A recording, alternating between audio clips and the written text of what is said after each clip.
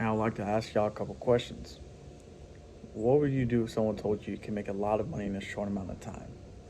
How much would you be willing to sacrifice in order to obtain that amount of money?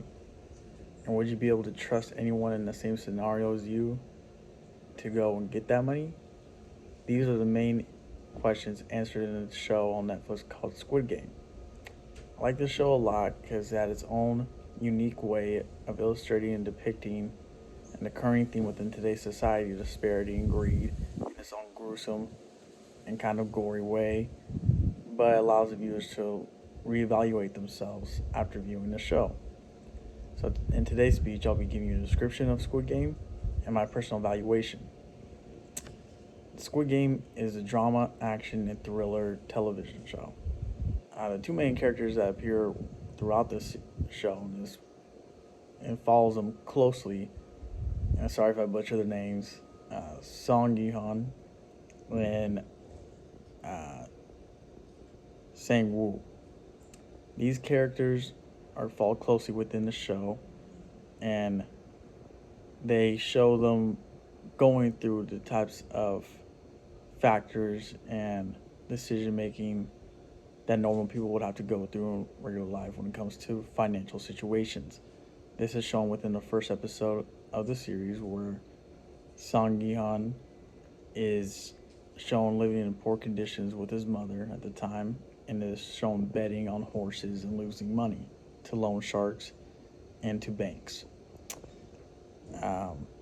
Song Woo is in a similar situation where he owes a lot of money through business.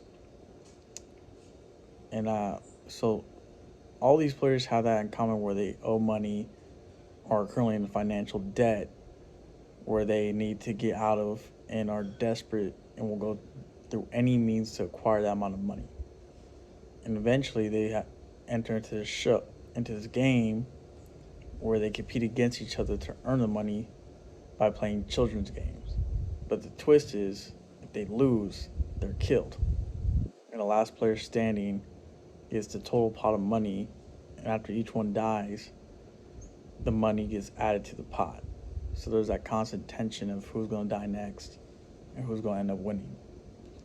So now that you have a general understanding of how the series is and how the show is and how it works, I like to redirect my focus to the evaluation of the show.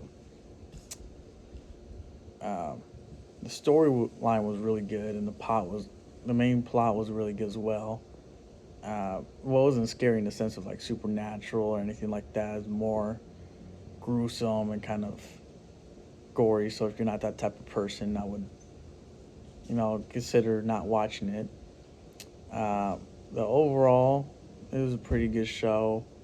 Had a lot of main interesting points, and yeah, it was really good. And to summarize what I've been talking about, I've given you a root description of Squid Games, my evaluation, and despite the show being all gory and gruesome and all that, it was entertaining, and it really showed that main focal point very well in its depiction and through the series.